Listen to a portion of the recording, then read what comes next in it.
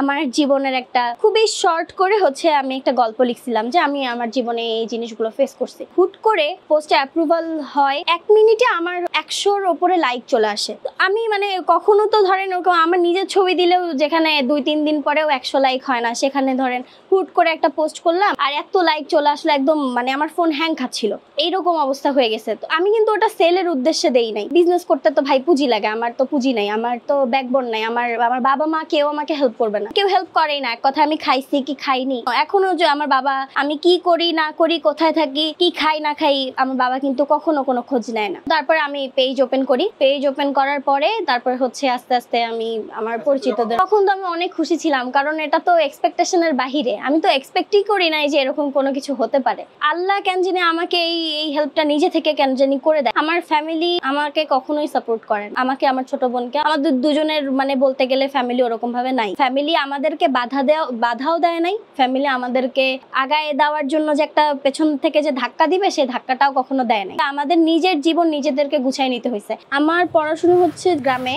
আমি হচ্ছে নাটোরের মেয়ে। ইন্টারের পরে ঢাকায় আসি। আমি যেহেতু পড়াশোনায় খুব একটা ভালো না, আমাকে এমন কিছু করতে হবে যেটাতে আমি ফিউচারে ভালো একটা ইনকাম করতে পারবো। কারণ ছোট থেকে অনেক বেশি স্ট্রাগল করছি, এক একজনের স্ট্রাগল এক এক রকম থাকলেও আমার কাছে ডিফারেন্ট মনে হয়েছে। বাবা মা ডিভোর্স, এই জন্য আমি ছোটবেলা থেকে খালার বাড়িতে বড় হয়েছি। আমার নিজের জীবন আমাকে নিজে গুছাই নিতে হবে, আমাকে কেউ গুছাই দিবেন। এই জন্যই মূলত ঢাকায় চলে আসা। আমার খালু হচ্ছে আমাকে গার্মেন্টসে একটা জব নিয়ে দিয়েছিল, একদম যেটা রুট লেভেল ছিল, একদম শ্রমিকের আর কি পজিশন, যেটা স্যালারি ছিল ৮,৪২০ টাকা।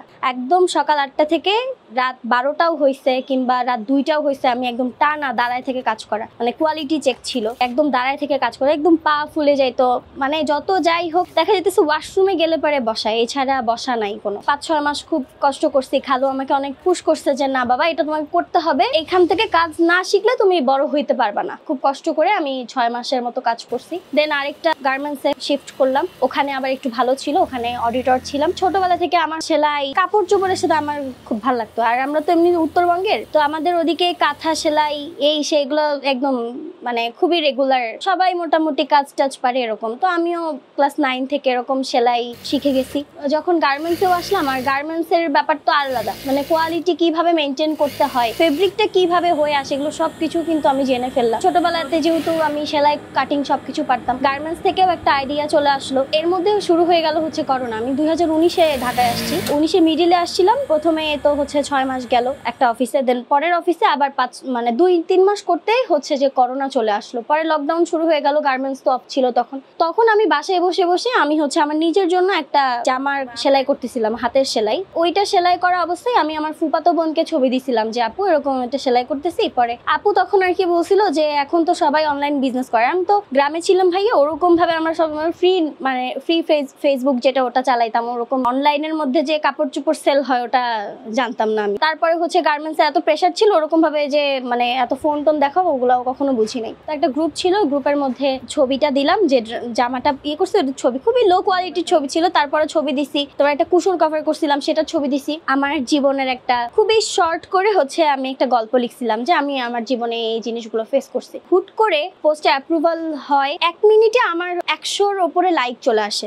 আমি কখনো তো ধরেন ওরকম আমার নিজের ছবি দিলেও যেখানে 2-3 দিন পরেও 100 লাইক হয় না, সেখানে ধরেন হুট করে একটা পোস্ট করলাম আর এত লাইক চলে আসলে একদম আমার ফোন হ্যাং খাচ্ছিল, এইরকম অবস্থা হয়ে গেছে। তো আমি কিন্তু ওটা সেলের উদ্দেশ্যে দেই নাই, কোনো রকম উদ্দেশ্য ছিল না যে আমি সেল করবো কি হ্যান ত্যান। সেল পোস্ট ছিল না, এটা পরিচিতি পোস্ট ছিল।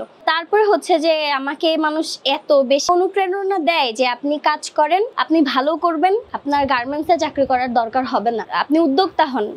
আর আমি জীবনে চিন্তাও করতে পারি না যে আমি বিজনেস করতে পারবো। বিজনেস করতে তো ভাই পুঁজি লাগে, আমার তো পুঁজি নাই, আমার তো ব্যাকবোন নাই, আমার বাবা মা কেউ আমাকে হেল্প করবে না, কেউ হেল্প করেই না। এক কথা আমি খাইছি কি খাইনি এখনো যে আমার বাবা আমি কি করি না করি, কোথায় থাকি, কি খাই না খাই, আমার বাবা কিন্তু কখনো কোনো খোঁজ নেয় না। তারপরে আমি পেজ ওপেন করি, পেজ ওপেন করার পরে তারপর হচ্ছে আস্তে আস্তে আমি আমার পরিচিতদের, তখন তো আমি অনেক খুশি ছিলাম, কারণ এটা তো এক্সপেকটেশনের বাহিরে, আমি তো এক্সপেক্টই করি নাই যে এরকম কোনো কিছু হতে পারে। আল্লাহ কেন জানি আমাকে এই হেল্পটা নিজে থেকে কেন জানি করে দেয়। আমি প্রত্যেকবার যখনই আমি হচ্ছে খুব বড় বিপদে পড়ি, তখনই আমার অর্ডার চলে আসে, তখনই আমার পেজের রিচ বেড়ে যায়, তখন আমার হুট করে কি জানি হয়ে যায়। আর্নিংটা তখন ভালোই হচ্ছিল, কারণ আমার আমার আলাদা করে ওরকম ভাবে ইনভেস্ট করা লাগে নাই, কাস্টমার যা দেয় ওখান থেকে আমি কিনে আনি। আমার হচ্ছে ওরকম হোলসেল রেটটা না পাইলেও আমার যেটা হয় যে যেটা শান্তি থাকে যে আমার কাপড় পরে থাকতেছে না, আমার লসের মুখোমুখি হইতেছে না, একটু কম সেল হইলেও ওটা দেখা যাচ্ছে যে ম্যানেজ করে ফেলতেছি, কিন্তু লসটা আমি আর কি ওরকম ভাবে পাইনি। আমার ফ্যামিলি আমাকে কখনোই সাপোর্ট করেন, আমাকে আমার ছোট বোনকে, আমাদের দুজনের মানে বলতে গেলে ফ্যামিলি ওরকম ভাবে নাই। ফ্যামিলি আমাদেরকে বাধাও দেয় নাই, ফ্যামিলি আমাদেরকে আগায় দেওয়ার জন্য যে একটা পেছন থেকে যে ধাক্কা দিবে সেই ধাক্কাটাও কখনো দেয় নাই। আমাদের নিজের জীবন নিজেদেরকে গুছাই নিতে হয়েছে।